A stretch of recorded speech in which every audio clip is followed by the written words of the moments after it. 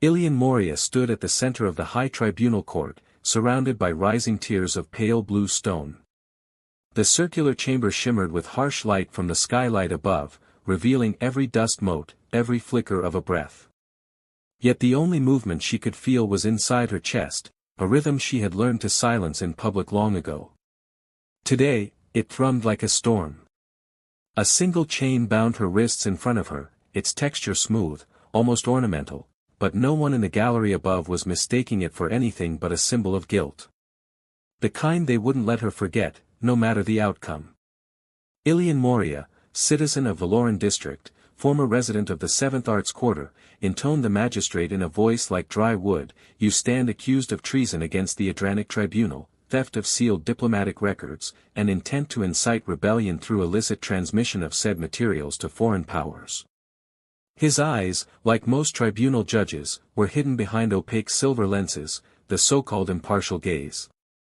But the tone in his voice betrayed him. This was not a hearing. It was theater. Ilian did not flinch. Her voice came out steady, though quiet. "I deny all charges." Murmurs stirred the gallery, a sea of cloaks and sharp whispers. Names like hers weren't meant to be heard in a place like this. Artists didn't belong in court. Not unless they were designing propaganda posters or painting the faces of the dead. And yet here she stood. They said she sold tribunal secrets. They said she used her exhibitions to traffic data to the separatists on Malt Heron, that her latest holographic show contained encryption threads buried in the brushstrokes. They called her a romantic, as if that were a crime. Maybe it was. She had always loved too loudly. The accused offers no counter-evidence. The prosecutor, a woman named Thalia Cross, raised an elegant brow. Her robes were immaculate, dyed deep crimson, with a single emblem of justice pinned to her left shoulder. She had not looked away from Ilian once since the proceedings began. Ilian met her gaze. "The evidence is fabricated. There is no proof because the crime did not happen." Cross stepped forward smoothly. "And yet, your name is on the transmission stream.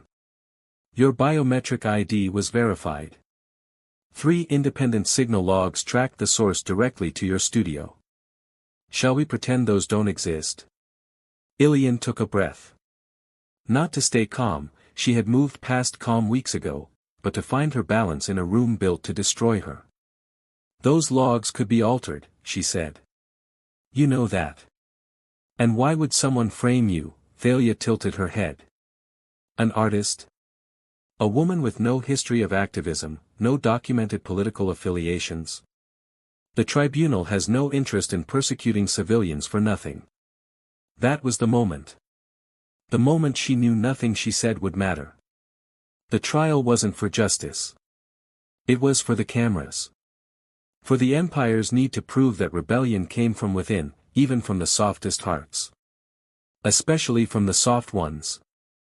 Because what was more frightening than a gentle woman who believed in beauty more than order? Ilian lowered her eyes to the floor for the first time. She wasn't thinking of her defense anymore. She was thinking of him. 8 months earlier. Valoran district, 7th Arts Quarter. The first time she met Thane Valor, he wore a scarf that smelled of rain and ink. He leaned too far over the railing at her gallery's balcony, peering at the broken streets below as if watching for ghosts. She bumped into him, literally, sending her entire cup of pigment wash spilling across his coat.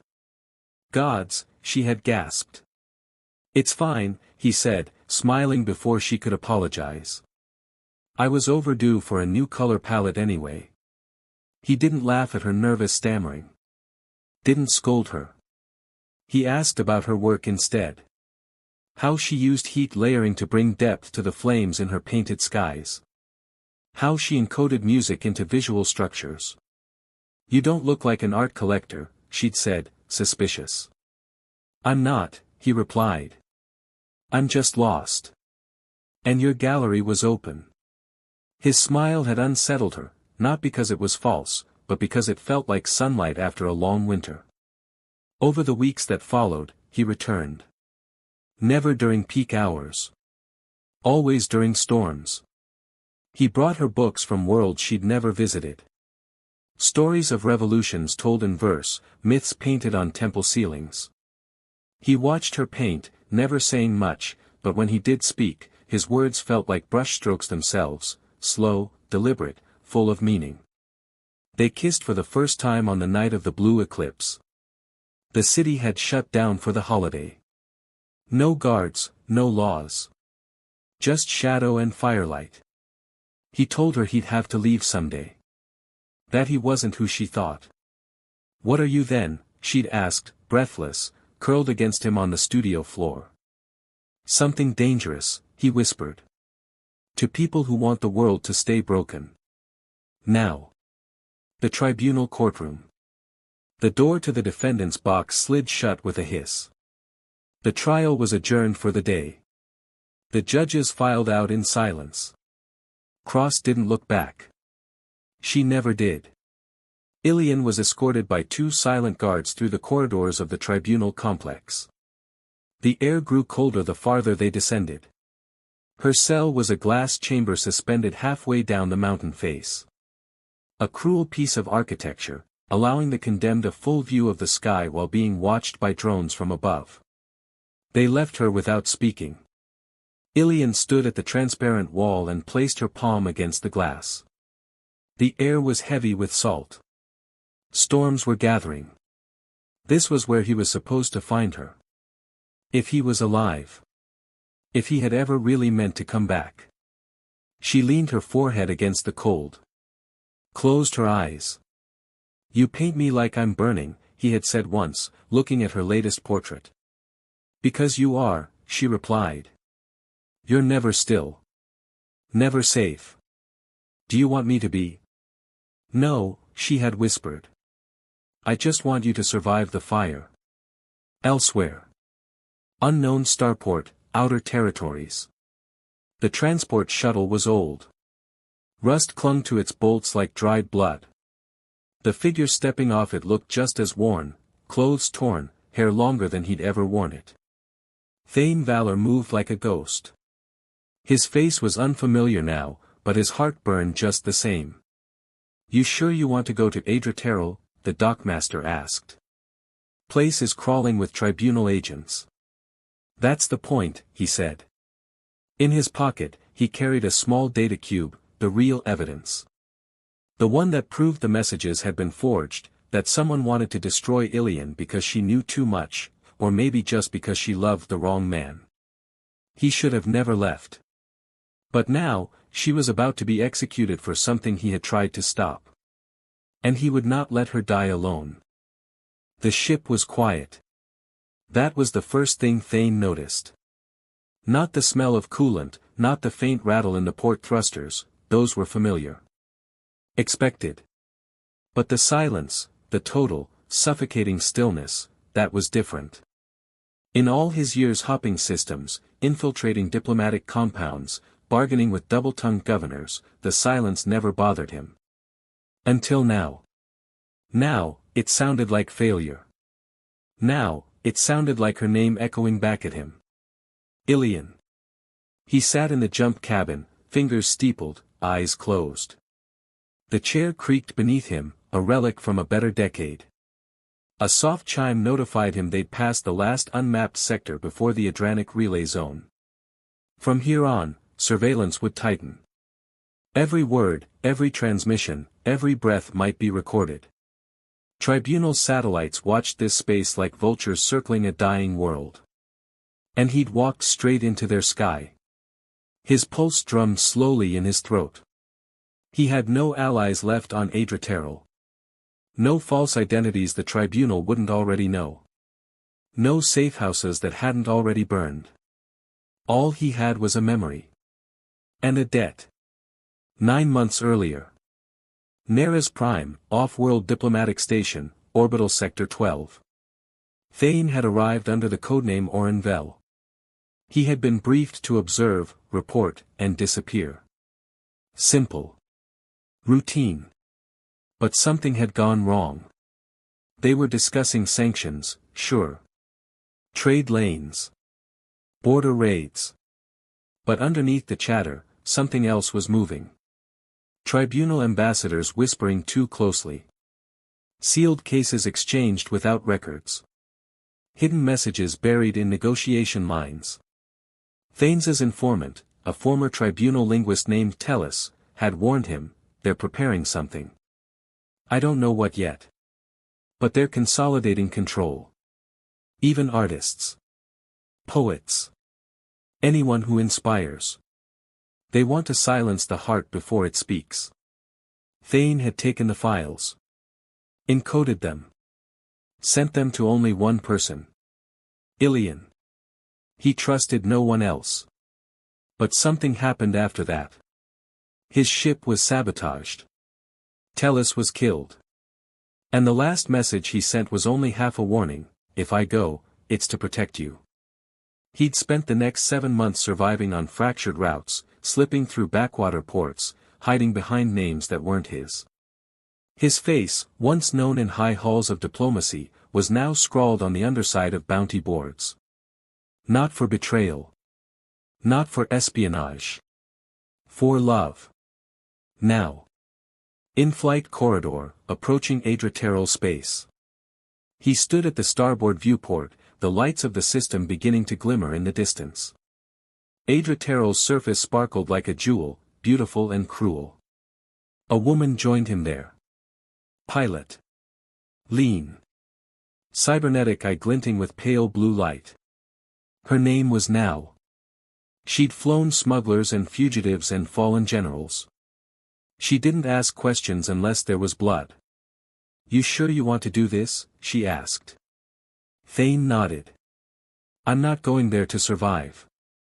That's obvious, she said. But you'll die for what, a girl? Is she even still? She's not a girl, his voice cut sharp. She's someone who believed in something better than the system trying to hang her. And she's going to die for something I sent her. Nal shrugged. Then maybe you should have died first. She left him alone after that. But her words stayed. Cabin log, encrypted recording. Thane Valor, personal. Entry 037. Ilian. You once told me I didn't belong to the stars. That my hands were too soft for war and my mouth too sharp for peace. You said I was a poem wrapped in armor I didn't believe in. You were right. And still, I walked away. Not because I didn't love you. But because I did. Because I thought love meant protection, not proximity. And I failed. They're going to kill you for my mistake. And I will not let the world forget what it destroyed. If this recording is found and I'm gone. A message for whoever hears it, she was not guilty. She was not dangerous. She was just in love with someone who was. Surface of Adra Tribunal Compound Perimeter. Thane didn't sneak in. He didn't have to. The city was chaos beneath its formal skin. Thousands gathered for the trial's final day. The council had kept the sentence sealed, but everyone knew what it would be. The tribunal had executed lesser men for half her alleged crimes. He moved through the crowd like a ghost. The data cube was hidden in a chip sewn behind his heart, encrypted with 3 fail-safes. If he died, it would shatter. The only truth left would be ash. He found an old contact near the art quarters demolition zone, a hacker named Syl. Syl's eyes widened when he saw Thane.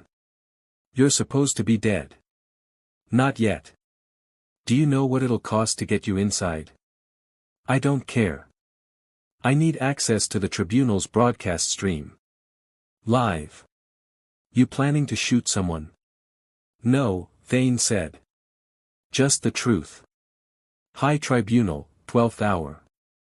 Courtroom floor. Ilian stood once again before the magistrates. Her wrists unchained now, a small mercy granted for her final statement. But the absence of metal did not change the weight in her chest.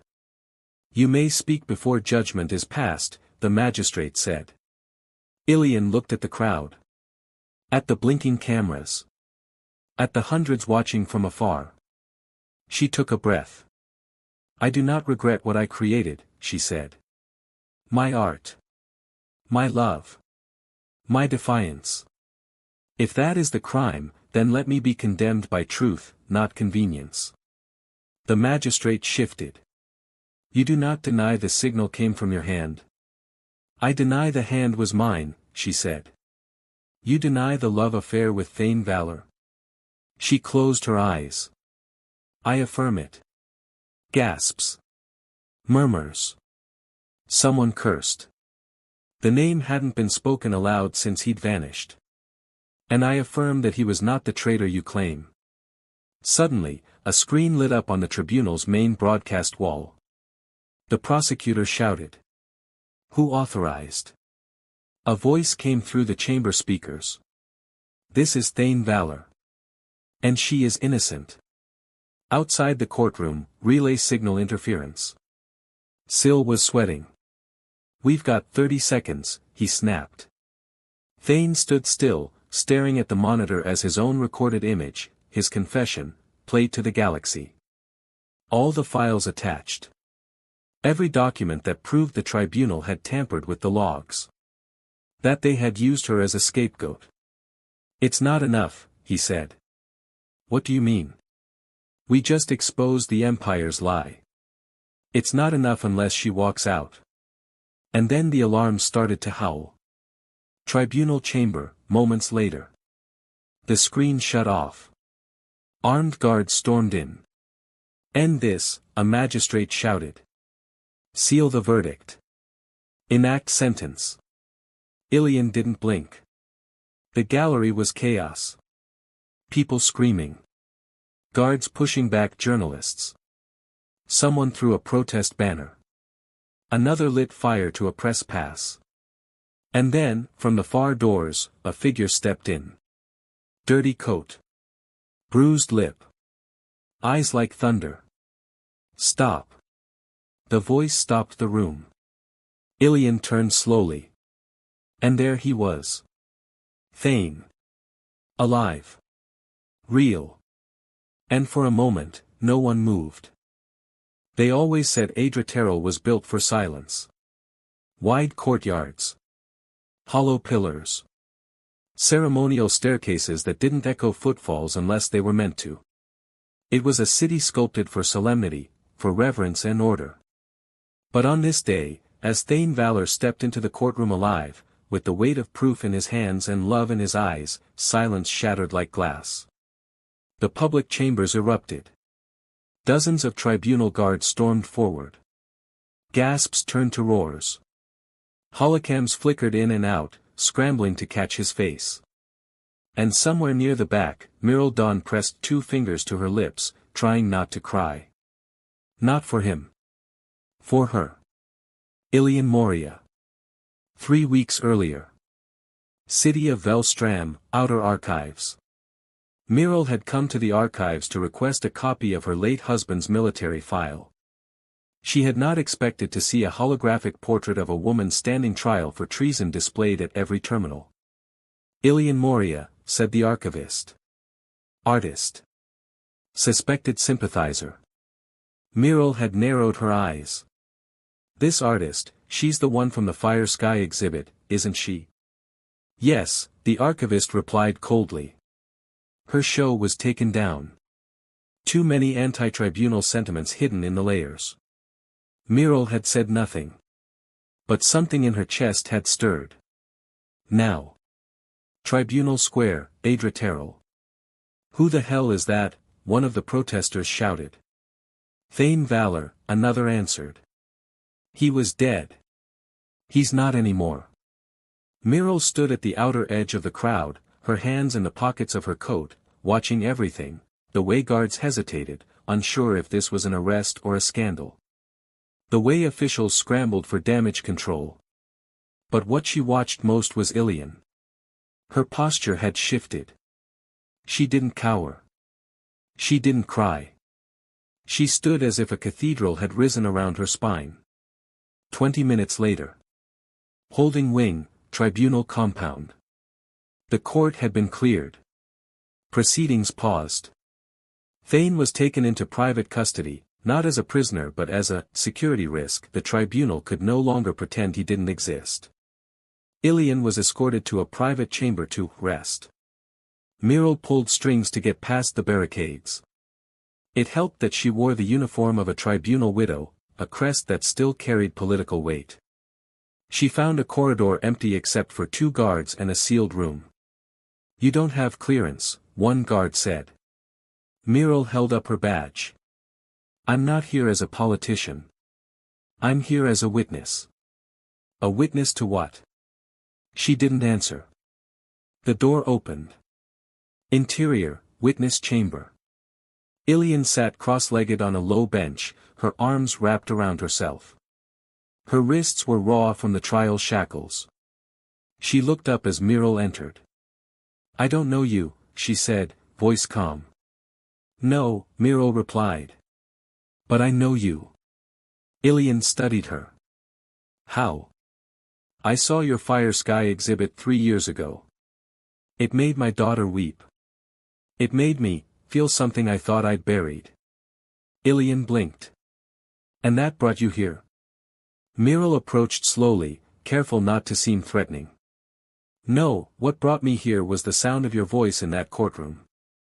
The way you looked when you said his name." Ilian flinched. Muriel sat across from her. "I know what it means to love someone the world wants to forget. I lost my husband on a war front the tribunal claimed never existed. They called him a deserter. His name's been erased from military records. But I remember."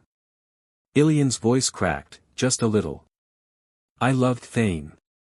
But he left. And then he came back." Ilian looked away. "The galaxy thinks he's your salvation," Muriel said softly. "But I don't think you need saving. I think you've already survived." Later that night. Upper balconies, tribunal compound. They were granted temporary release into diplomatic housing pending review of Thane's files. Not freedom, but not the execution chamber either. Ilian and Muriel stood on the balcony under the pale twin moons. "You talk like someone who used to believe in the system," Ilian said. Muriel nodded. "I did. Once. Before they tried to turn my grief into propaganda. They're still trying." Silence stretched between them, but not an empty one. More like warmth slowly unfurling. Ilian turned to face her. "Why are you helping me?" Muriel didn't answer for a long moment. Then, "Because when the world watched you today, I saw myself. And because you shouldn't have to carry this alone." Ilian exhaled, slow. "Unsure. And if I still love him?" she asked. "Then love him," Muriel said. "But don't forget what you've become while he was gone." Meanwhile. Tribunal War Room.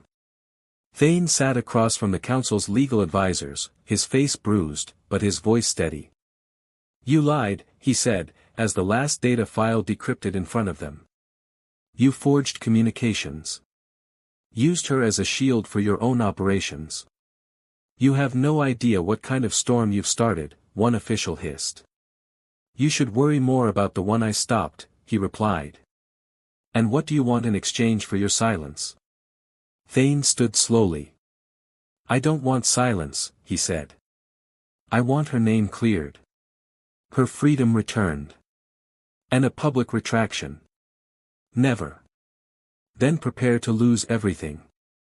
Broadcast Tower, Adra Terrell. The next morning, a message was aired across the quadrant. The tribunal recognizes that errors in procedure were made in the case of citizen Ilian Moria. The matter is under independent review. All charges are temporarily suspended pending further investigation. They didn't say sorry. But the world heard enough. Diplomatic quarter, rooftop garden. Ilian found Thane alone under the trellis vines. He didn't hear her at first. She stood quietly, watching him. Not as a lover. Not yet. As a man. Worn. Quiet. Alive.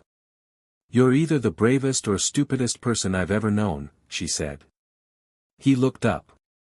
I vote stupid. She smiled. For the first time in weeks, it reached her eyes. They stood facing one another in the sun. I thought you were dead, she whispered. I was, he said. In every way that mattered. So why come back? He hesitated. Because even after all this time, it was always you. She didn't rush into his arms. Didn't cry or kiss or fall apart. Instead, she took a single step closer. And then another. Until she could rest her forehead against his. Silent. Strong. Together. And somewhere, on a screen far away, the galaxy watched them. And remembered what love looked like when it survived fire. The sky above Adra was the color of steel.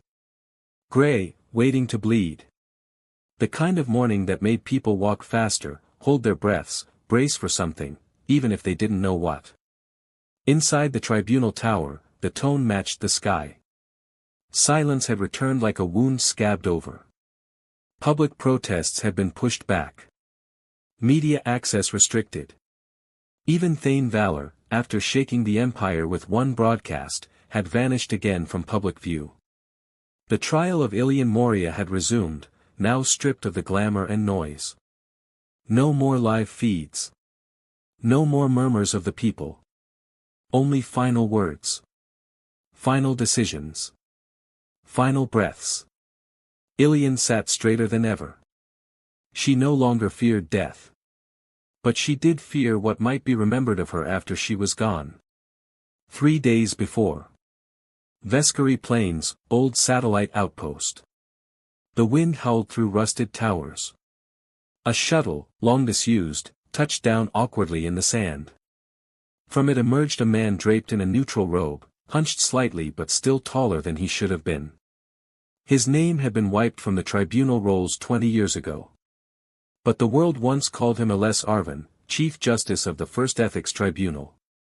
The man who wrote the law on what truth could be called legal. And then disappeared after a ruling he refused to sign. He had been hiding ever since. But his daughter's name had reached him. Ilian Moria.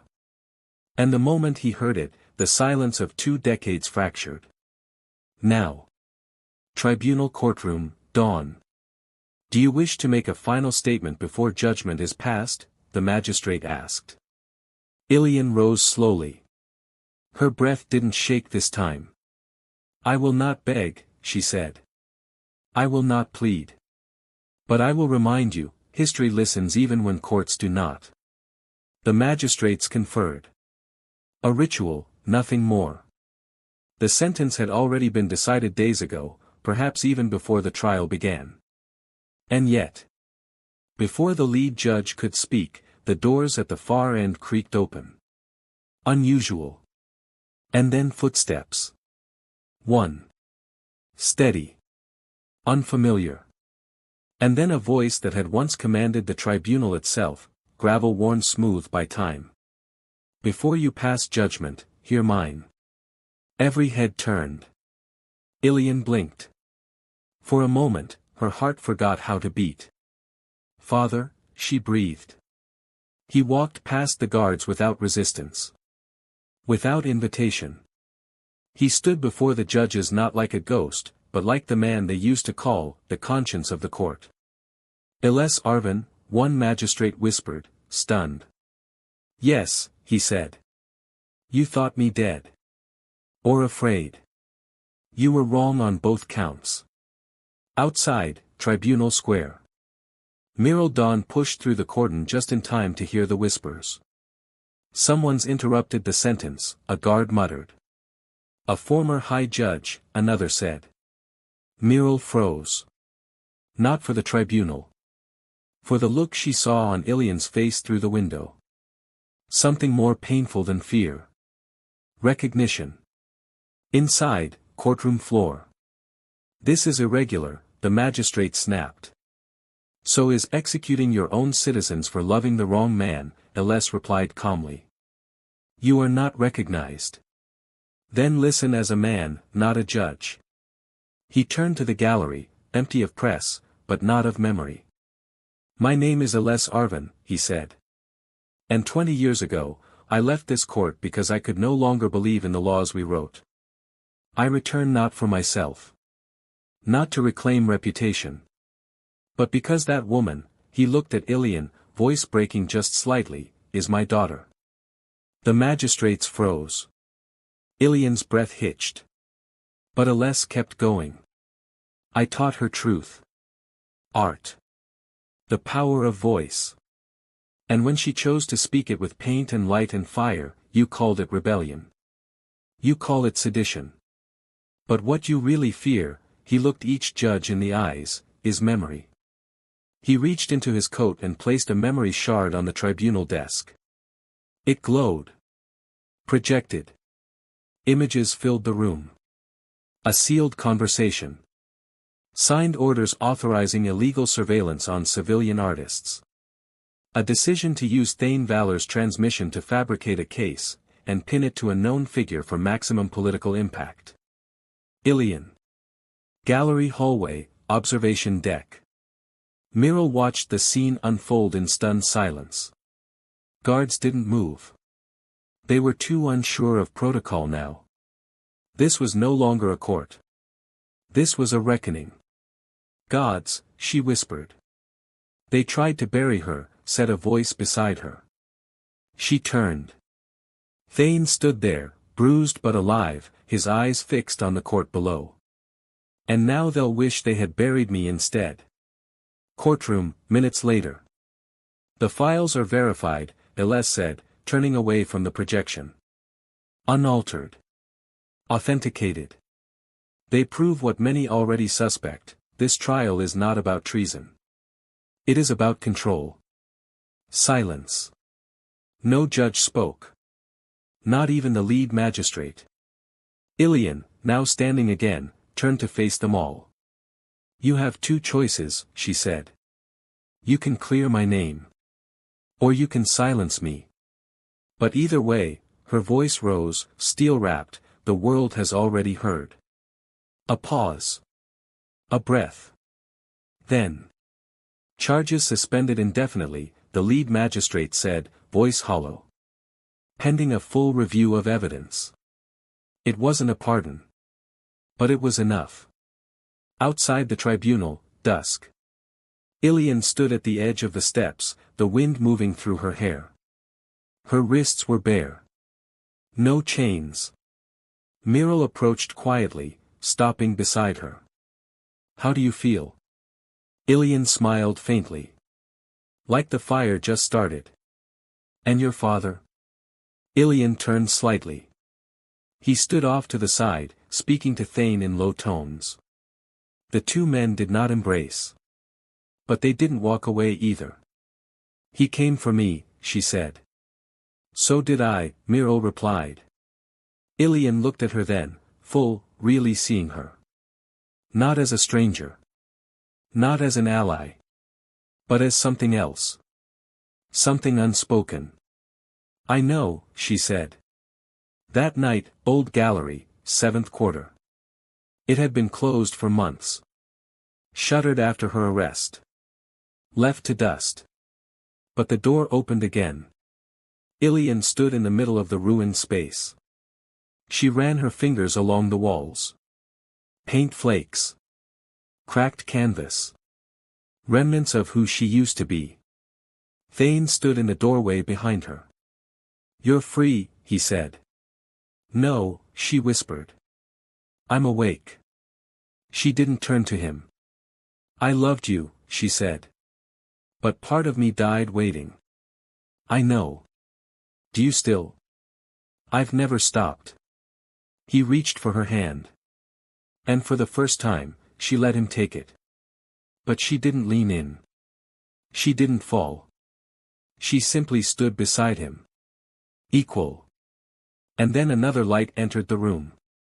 Miral. She didn't speak. But when Ilian turned, their eyes met across the quiet. And something passed between them. Choice.